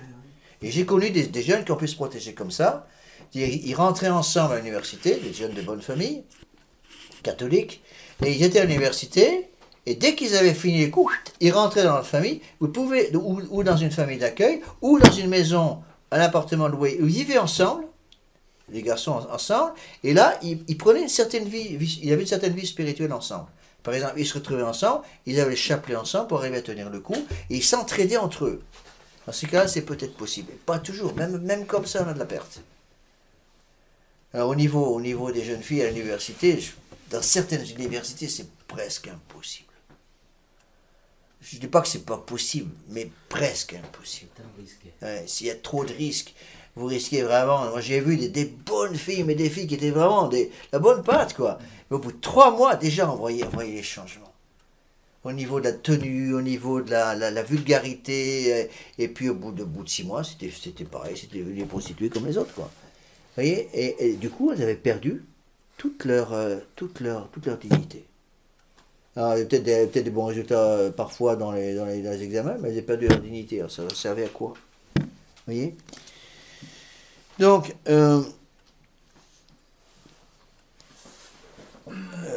oui, ce qu'il faut bien comprendre avec tout ça, c'est que la femme, si vous voulez, le bon Dieu a voulu ça comme cela dans la famille, la femme est inférieure à l'homme, au roi de la famille, en tant qu'autorité dans la famille. Mais elle est supérieure comme reine, dans ce qui la concerne. Et comme la femme est reine dans sa famille, elle est reine sur un domaine propre. Et sur ce domaine propre, elle règne. Bon, ça ne veut pas dire que l'homme peut pas mettre, le mari ne peut pas de temps en temps y mettre son grain de sel, il aurait le droit. Mais il y a un domaine qui est le domaine de l'épouse. Bon. Moi je le vois très très bien, même pour moi, je pense que tous les hommes sont un peu comme ça, sauf les pères de famille qui ont un peu d'expérience, mais je me rappelle plusieurs fois, à un baptême par exemple, bon, la maman, son premier enfant, ou un baptême, elle est toute contente, et puis, bon, moi je fais mon travail de prêtre, je baptise, et puis après, monsieur l'abbé, vous voulez prendre le bébé? Et paf, elle me met le bébé dans les mains. Je suis comme ça, quoi. Je me dis, mais attendez, mais je vais le casser, cet enfant est tout petit, je sais pas comment, ça va à chaque fois, parce que j'ai l'habitude de toujours mettre, quand je peux, quand je fais un baptême dans une église, je mets toujours l'enfant, après le baptême, sur l'autel, devant le Saint-Sacrement, pour la consécration de l'enfant à la Sainte Vierge. Je fais toujours ça. Alors donc, on me donne l'enfant, et puis je mets l'enfant devant le Saint-Sacrement, en fait, devant le tabernacle, puis je tiens l'enfant pour qu'il ne bouge pas. Mais je vois déjà la maman, quand j'ai dit, je prends votre enfant pour le mettre devant le Saint-Sacrement. Ah bon, mais on sent clairement, oulala, mais lui c'est un homme, il ne connaît rien en bébé, c'est peut-être un bon prêtre, mais il ne connaît absolument rien en bébé, il va me le casser. Bon, et puis, alors ça ne rate pas, dès que je pose le bébé sur l'autel, il commence à brailler, parce qu'il sent qu'il est plus contrôlé par sa mère. Mais c'est pas quelque chose qui est dans la nature de l'homme. Vous voyez? Encore une fois, il faut respecter ces choses-là. Et donc, voilà ce que dit Monseigneur Williamson. Je vais reprendre certaines idées, parce qu'il faudrait énormément de temps pour expliquer tout, j'ai pas le temps. Donc, la nature de la femme, c'est en bas de la page 2, colonne de gauche. La nature de la femme est intrinsèquement dirigée vers la maternité, de telle sorte que si, pour tout ce qui concerne la maternité et l'éducation des enfants, elle est supérieure, alors, pour le reste, elle est inférieure, qu'il n'y a pas d'égalité, mais complémentarité entre les deux sexes. Une phrase telle que celle-là est parfaitement exacte. Donc, vous voyez, le monde moderne est tellement pourri que si vous dites, pour ce qui concerne la maternité et l'éducation des enfants, elle est supérieure. Le monde moderne, oui, très bien, bon, ça ne me gêne pas. Mais si vous rajoutez, pour le reste, elle est inférieure, ah, non, pas question. Attendez, chacun son boulot. Laissez les hommes faire leur travail, mais laissez aussi les femmes faire leur travail. Et c'est ce qui se passe, qui explique justement la catastrophe aujourd'hui au niveau de l'éducation, c'est que les hommes ne font plus leur travail, ne remplissent plus leur boulot. J'ai lu un article qui était très intéressant, qui expliquait que tous les hommes qui partaient, qui quittaient l'Europe pour aller en Syrie, faire la djihad là-bas, et se former comme terroristes, futurs terroristes dans les camps contre-révolutionnaires, dans les camps révolutionnaires de là-bas, de l'islam, étaient tous des hommes qui avaient un point commun, ils n'avaient pas de père. Ou il avait un père qui n'avait jamais rempli son rôle de père. Il y a des enfants qui venaient des banlieues défavorisées, dans lesquels le père est pratiquement jamais là, il ne le voit pas, parfois ils ne savent même pas qui est leur père. Il n'y a pas de paternité, il n'y a pas de force. Et donc l'enfant, si vous voulez, grandit sans la protection paternelle, il sent confusément en lui qu'il a besoin d'une colonne vertébrale, que le père qu'il aurait dû avoir, il ne l'a jamais eu, donc il va chercher cette force ailleurs, il va chercher ça dans l'islam. Eh bien, vous me croirez si vous voulez, il y a aussi beaucoup de femmes actuellement dans les milieux défavorisés qui sont tentées par l'islam, alors que si il y a une religion qui a bien le mépris de la femme, c'est bien l'islam. L'islam traite la femme comme rien, si vous voyez, de voir le comportement des terroristes à l'égard des femmes, même si c'est épouvantable. Mais beaucoup de femmes, c'est presque une espèce si vous voulez, de terrorisme intellectuel, on peut dire. Elles veulent devenir musulmanes parce qu'elles veulent des hommes qui soient un peu virils. Elles ne se rendent pas compte qu'elles vont y laisser la peau aux os, c'est ce qui se passe. Voyez. Alors, donc, Monseigneur, toute une série de petites phrases qui sont, à mon avis, intéressantes. Je vais simplement vous donner ces phrases parce qu'on ne peut pas tout expliquer. C'est des choses que vous savez déjà, j'ai déjà expliqué ces choses plus ou moins. Donc, le mode de pensée de l'épouse échappe si souvent à son mari. Pourquoi? Parce que la plupart des hommes voudraient que leur épouse pense comme eux. C'est impossible. C'est impossible justement parce que la cervelle de l'époux n'est pas faite de la même façon que la cervelle de l'homme. C'est pour ça qu'un homme a énormément de mal à comprendre ce que peut penser son épouse. Parce que pour lui c'est un mystère insondable. Vous voyez? Et c'est vrai, c'est un peu comme ça. C'est que moi-même, il faut que je fasse très attention quand je parle avec des dames qui viennent me voir dans mon bureau ou au confessionnal, mais je dis, bon sang, qu'est-ce que c'est compliqué? Mais ça fait 10 minutes qu'elle me parle, elle ne m'a pas encore expliqué ce qu'elle voulait. Bon, j'ai encore rien compris. Avec l'homme, c'est ça et ça. Bon, d'accord. La femme, on tourne autour du pot pendant une demi-heure avant d'arriver à comprendre ce qu'elles veulent. Bon, pourquoi? Parce que c'est comme ça qu'elles sont construites, c'est tout. Vous voyez? Donc, si les sentiments sont inférieurs chez l'homme par rapport à ceux de son épouse, sa raison est supérieure. Pourquoi? Parce que, encore une fois, non pas parce que la femme est stupide, c'est pas du tout ce que veut dire Monseigneur Williamson, c'est que la femme est faite pour utiliser d'abord son cœur. L'homme est fait pour d'abord utiliser son âme. Vous voulez mettre la pagaille partout, intervertissez les deux choses, ou égaliser les deux choses. C'est ce qu'ils veulent dans le monde moderne, c'est dire l'homme et la femme sont égaux. En fait, ils savent très bien qu'en disant l'homme et la femme sont égaux, la conséquence, ça sera quoi? C'est que la femme va devenir une esclave. Et devenant une esclave, elle sera incapable de remplir son devoir d'État. Elle ne pourra plus éduquer les enfants. Les enfants étant sans éducation, puis qu'est-ce qui va prendre le relais? L'État. Les enfants ne sont plus éduqués, l'État va arriver, va s'occuper des enfants. Vous voyez, et c'est ce qui est en train de se passer. Moi, j'ai eu un article qui m'a été envoyé ce matin. Dans une famille, c'était où? En Finlande, je crois. Ces pays nordiques. Famille de 5 enfants. J'ai vu la photo de la famille, mais tous les enfants bien habillés, la femme habillée comme femme, et l'homme habillé comme un homme. Mais c'était magnifique. Ils avaient 5 enfants. Bon, c'était des protestants, mais des protestants fondamentalistes. Bon, qui éduquaient manifestement leurs enfants de façon assez correcte. Bon. Eh bien, il y a un voisin qui a dénoncé la famille parce que le papa a dû secouer un beau jour un peu son fiston qui faisait des bêtises. L'État est venu à piquer les 5 enfants. 5 enfants. Ils sont allés chercher, l'article expliqué, ils sont allés chercher les 2 enfants qui étaient à l'école, directement à l'école, et ils ont kidnappé littéralement. Et puis après, pour récupérer les petits, ils sont rentrés dans la maison et ont pris les enfants. Les parents sont obligés maintenant d'essayer de faire un procès à l'État pour essayer de récupérer leurs enfants. C'est pour ça que je pense qu'il faut maintenant se préparer à ça. Et moi, c'est un conseil qui m'avait été donné, que je vous ai peut-être déjà donné. Je maintiens qu'il faut commencer à préparer les enfants. Que si ça arrive comme ça, il faut dire aux enfants, surtout aux petits, ils comprennent très bien. Si quelqu'un vient vous prendre comme ça et vous éloigne de vos parents, vous mangez plus rien et vous pleurez tout le temps. Mais j'ai connu un cas où les parents au Canada avaient fait ça. L'État, ils s'en doutaient que l'État allait venir. L'État est venu récupérer les gamins. Il y avait 3, il y avait des petits. L'aîné devait avoir 5 ans, et puis c'était vraiment des petits. Ils avaient bien été formés par les parents. L'État est venu à piquer les enfants, kidnapper les enfants, voler les enfants, pour les mettre en famille d'accueil. Les enfants pleuraient toute la journée, ils ne voulaient plus manger. Ça durait 3 jours. Au bout de 3 jours, les parents, l'État a eu peur, en disant, mais les enfants, il va arriver quelque chose, ils mangent rien, parce que la famille d'accueil a dit, mais ils mangent rien, ces enfants, ils n'arrêtent pas de pleurer toute la journée, ils appellent papa et maman, qu'est-ce qu'on fait? Au bout de 3 jours, les enfants sont revenus. L'État a ramené les enfants aux familles. Vous voyez, je pense qu'il faut un peu préparer le terrain, hein, parce qu'en face de nous, je vois les loustiques qu'on a. Hein.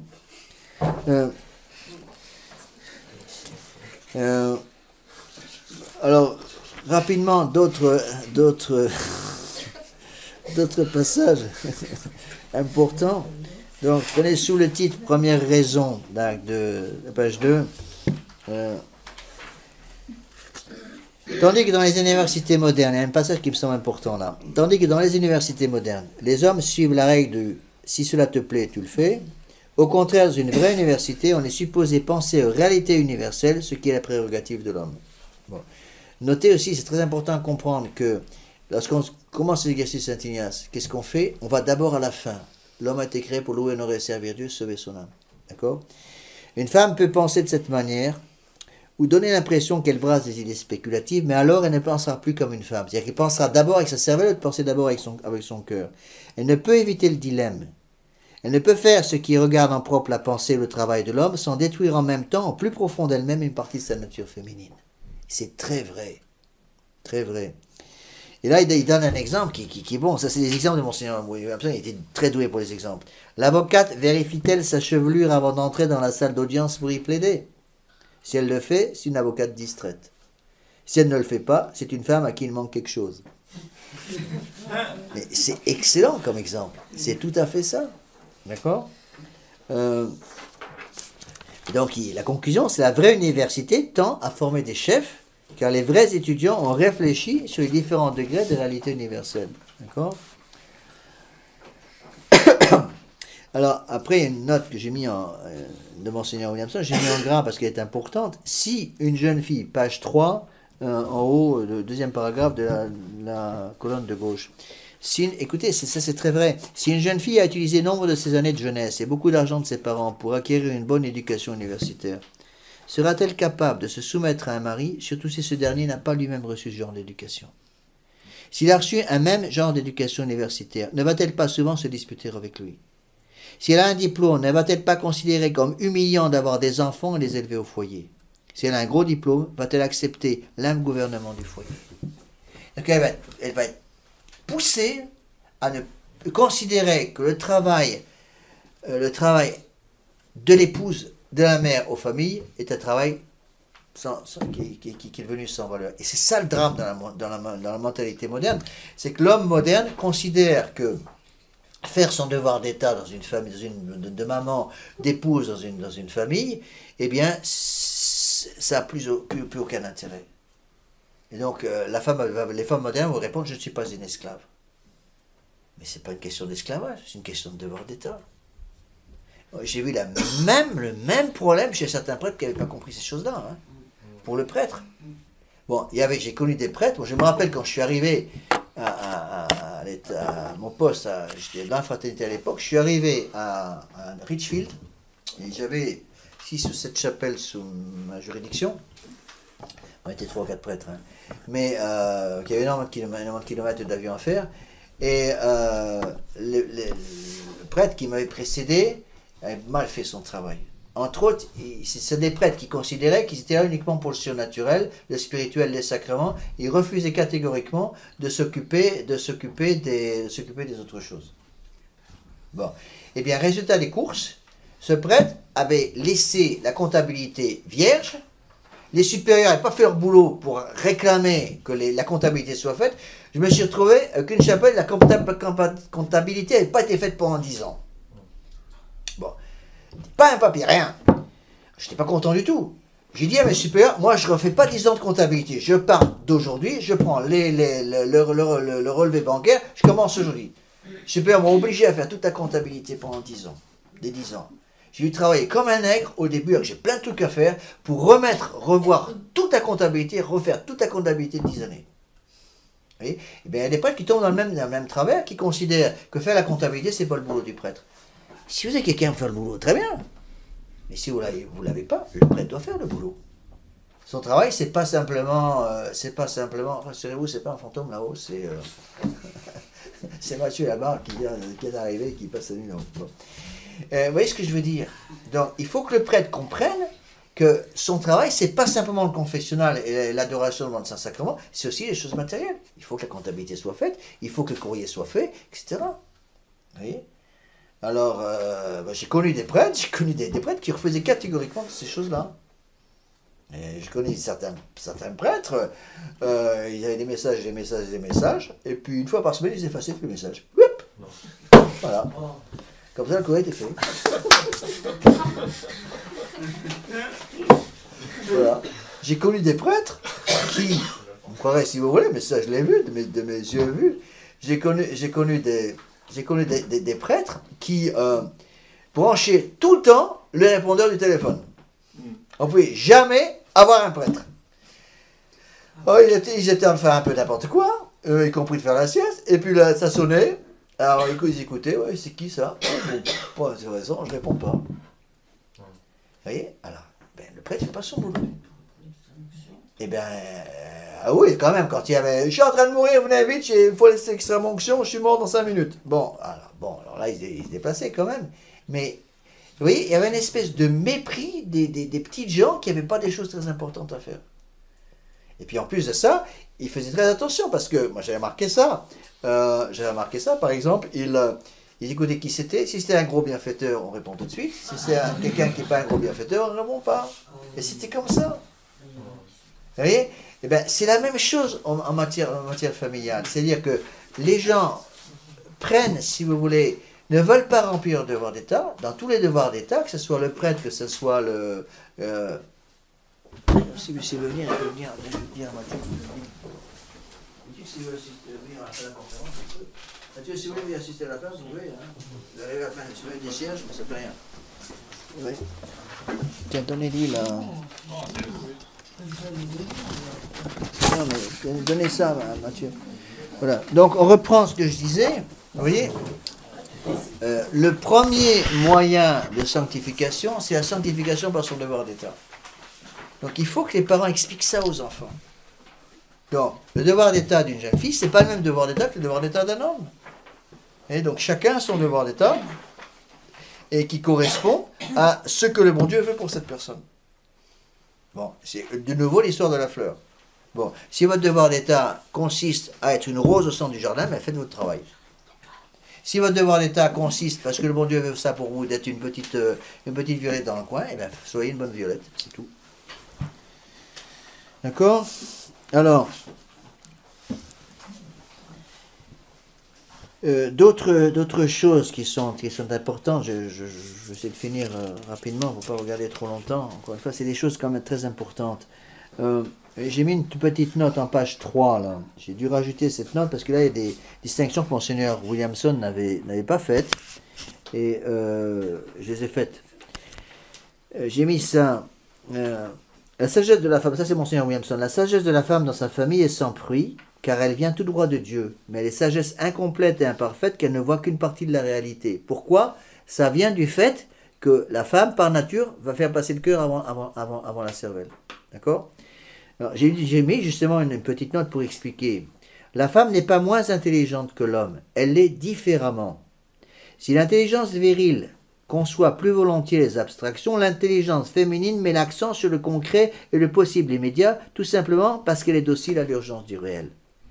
Mal qualifiée pour les fonctions de gouvernement, pour les spéculations mathématiques et philosophiques, pour toutes les activités d'intelligence pure, elle excelle dans les discussions morales et dans l'interprétation artistique. D'accord?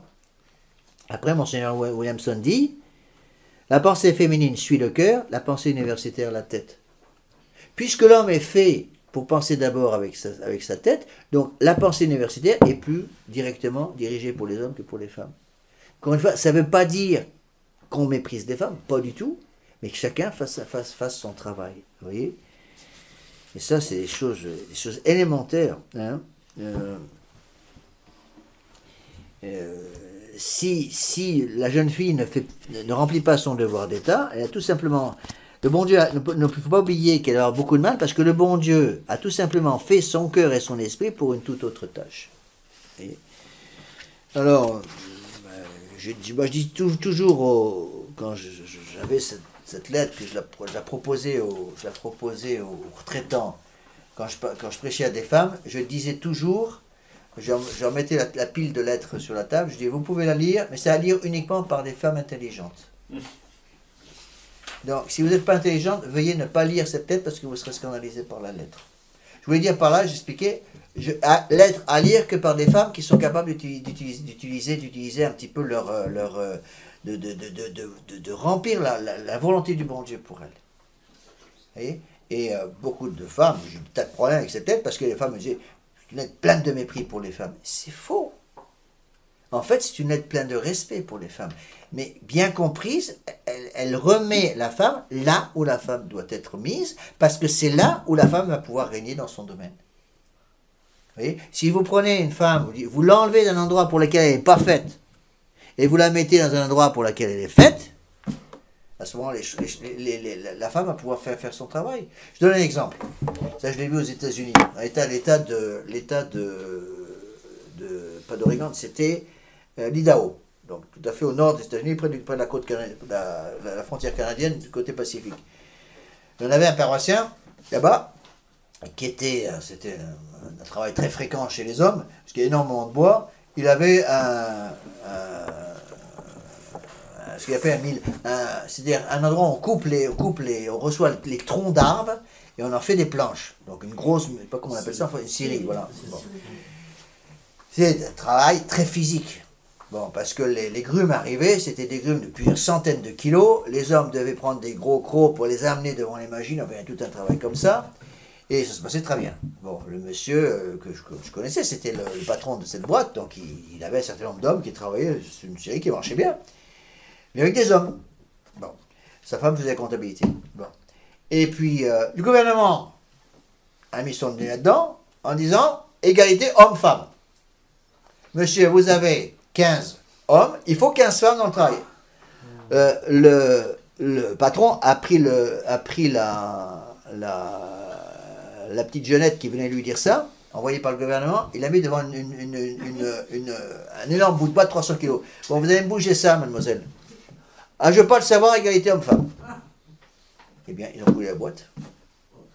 Parce qu'il a dû, il a été obligé, ils l'ont obligé.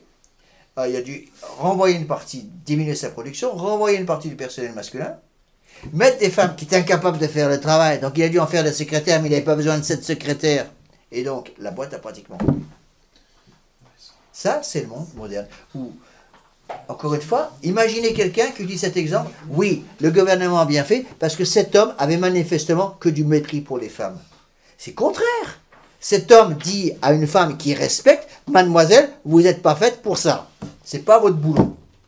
D'accord? C'est pas votre boulot.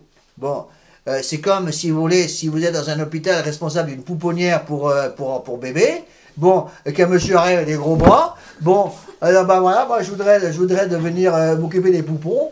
Bon, eh ben, la chef infirmière va vous dire, monsieur, je crois que vous vous trompez d'étage, il peut aller plutôt du côté des brancardiers, parce que là, on pourra utiliser vos compétences. Mais pas ici. Là, c'est pareil. Est-ce que ça veut dire que je méprise les hommes? Mais non, ça veut dire que chacun a fait son travail. Vous voyez? Alors, on va terminer par un certain nombre de remarques finales. Alors, bon, il est vrai que dans certains cas, ça arrive, une femme est obligée maintenant de prendre le travail d'un homme. Dans quel cas, par exemple? Imaginez une épouse dont le mari est malade ou est alité, un accident de voiture ne peut plus s'occuper de la maison. J'ai connu des tas de cas malheureux où la femme est littéralement obligée de travailler pour pouvoir faire vivre la famille. Bon. Ou alors, malheureusement, dans des cas dramatique, j'en ai connu pas mal, où l'homme est parti. Il a abandonné sa famille, il est parti. Avec une autre. La femme se retrouve être obligée de travailler. Elle est obligée de prendre la moitié du travail de l'homme. Eh bien, elle me disait tout, c'est très intéressant, elle me disait, monsieur l'abbé, je n'arrive plus à éduquer mes enfants correctement, parce que je suis obligé de prendre la sévérité de l'homme quand il faut avec mes enfants, et c'est pas mon devoir. J'y arrive pas. Il m'a dit, il y a des fois où je dois être un peu ferme avec mes enfants, un gamin qui fait une bêtise. Avant, j'appelais mon mari. Bon, pour qu'il s'occupe de ça. Et puis maintenant, je suis obligé de le faire moi-même. Du coup, je perds ma féminité et les enfants perdent le respect pour leur mère. Parce qu'ils ont plus tellement une mère devant eux, ils ont l'impression d'avoir une marâtre. Avant, ils avaient une mère. Vous voyez ? Et là, il y a une note qui est intéressante en bas de la page 3, tout à fait en bas, et c'est très vrai. L'Europe, centre de la chrétienté, est au bord du gouffre parce qu'on demande aux femmes européennes d'aller en université et d'attendre avant d'avoir des bébés. C'est exactement ça. Page 4 en haut. Mais puisque les hommes ne sont plus capables de diriger aujourd'hui, nous les femmes devons alors aller à l'université pour prendre leur place, c'est ce qu'elles disent. Par tous les moyens, donc conclusion, par tous les moyens, agissez comme des mères pour les femmes, jouez le rôle que Dieu a voulu pour vous, et il vous rendra les chefs et les maris pour lesquels vous priez. Parce que, on le voit très bien, dans certains cas, les bonnes filles ont un mal fou à trouver des hommes, parce que justement, il n'y a plus d'hommes en face d'elles. Elles ont des espèces de mollassons. C'est Isaïe qui disait que, on aurait on aurait les chefs qu'on mérite. Et puis il a dit aussi que je vous donnerai comme chef des efféminés. Terrible. Terrible. C'est une partie d'Isaïe. D'accord? Alors évidemment, l'objection dit, ah mais les dominicaines, les femmes qui enseignent dans les écoles. C'est vrai qu'il peut y avoir certaines exceptions. Il peut y avoir certains cas où une femme est obligée, pour une raison X ou Y, ou Z, de prendre certains cours à l'université, mais il faut garder le principe. Vous voyez ? Garder le principe. Il peut y avoir certains cas où une femme est obligée d'aller à l'université pour avoir un minimum de diplôme, pour pouvoir remplacer le mari qui ne fait plus son boulot, par exemple, ou qui est alité, ou qui est mort, par exemple, ne peut plus remplir son travail. D'accord ? Alors, vous allez me dire, mais que doivent faire à ce moment-là les jeunes filles intelligentes qui ne sont pas encore prêtes au mariage? Bon, c'est tout simple. Et là, il y a des termes qui sont très beaux. Qu'elles utilisent donc leur intelligence. D'abord, pour comprendre pourquoi Dieu les a créées. Deuxièmement, pour prier Dieu qui nous envoie des hommes. Troisièmement, pour lire à la maison, se former. Quatrièmement, pour trouver avec leurs parents une fonction féminine qu'elles puissent occuper, qui leur donne le temps de mûrir en se préparant au mariage. Et pour l'amour de Dieu, qu'elles pensent à la vocation. Là, il cite un dicton américain, une femme est juste une femme, une religieuse est 2 fois une femme. Bon, c'est pas toujours vrai, mais parfois ça l'est. D'accord ?